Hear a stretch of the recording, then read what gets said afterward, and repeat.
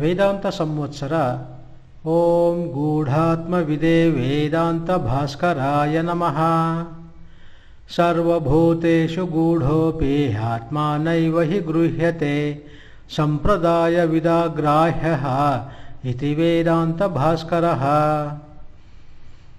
ಪರಮಾತ್ಮನು ಸರ್ವಭೂತಗಳಲ್ಲಿಯೂ ಅಡಕವಾಗಿದ್ದರೂ ಅವನನ್ನು ಸಾಮಾನ್ಯರು ಅರಿಯಲಾರರು.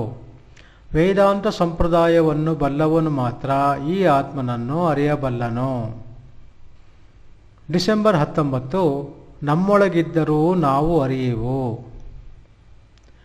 ಏಷ ಸರ್ವೇಷು ಭೂತೇಷು ಗೂಢೋತ್ಮಾನ ಪ್ರಕಾಶತೆ ದೃಶ್ಯತೆ ತ್ವಗ್ರಯ ಬುದ್ಧಿಯ ಸೂಕ್ಷ್ಮಯ ಸೂಕ್ಷ್ಮದರ್ಶಿಭಿಃ. ಕಾಠಕೋಪನಿಷತ್ 1:3-12. ಈ ಆತ್ಮನು ಎಲ್ಲ ಪ್ರಾಣಿಗಳಲ್ಲಿಯೂ ಅಡಕವಾಗಿದ್ದರೂ ಅಜ್ಞಾನಿಗಳಿಗೆ ಕಾಣಿಸುವುದಿಲ್ಲ. ಆದರೆ ಸೂಕ್ಷ್ಮದರ್ಶಿಗಳಾದ ವಿವೇಕಿಗಳು ಮಾತ್ರ ವಿವೇಕಯುಕ್ತವಾದ ಸೂಕ್ಷ್ಮವಾದ ಬುದ್ಧಿಯಿಂದ ಈ ಆತ್ಮನನ್ನು ಗುರುತಿಸುತ್ತಾರೆ. ಪರಮಾತ್ಮನನ್ನು ಕಾಣಬೇಕೆಂಬ ಉತ್ಕಟೇಚ್ಛೆಯಿಂದ ಅನೇಕ ಸಾಧಕರು ಉಗ್ರವಾದ ತಪಸ್ಸನ್ನು ಆಚರಿಸುತ್ತಾರೆ.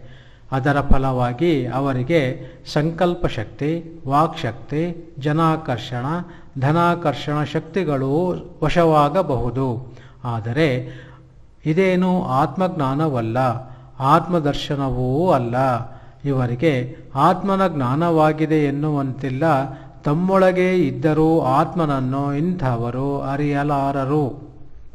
ಹಾಗಾದರೆ ಆತ್ಮನನ್ನು ಅರಿಯುವುದು ಹೇಗೆ ಎಂದರೆ, ಸೂಕ್ಷ್ಮವಾದ ಬುದ್ಧಿಯಿಂದ ಶಾಸ್ತ್ರಾಚಾರ್ಯರ ಉಪದೇಶವನ್ನು ಶ್ರವಣ ಮಾಡಿ ಅದರ ಅರ್ಥವನ್ನು ಮನನ ನಿಧಿಧ್ಯಾಸನ ಮಾಡುತ್ತಾ ಇದ್ದರೆ ಆಗ ಮನಸ್ಸು ಸುಸಂಸ್ಕೃತವಾಗುತ್ತದೆ ಮತ್ತು ಏಕಾಗ್ರವಾಗುತ್ತದೆ.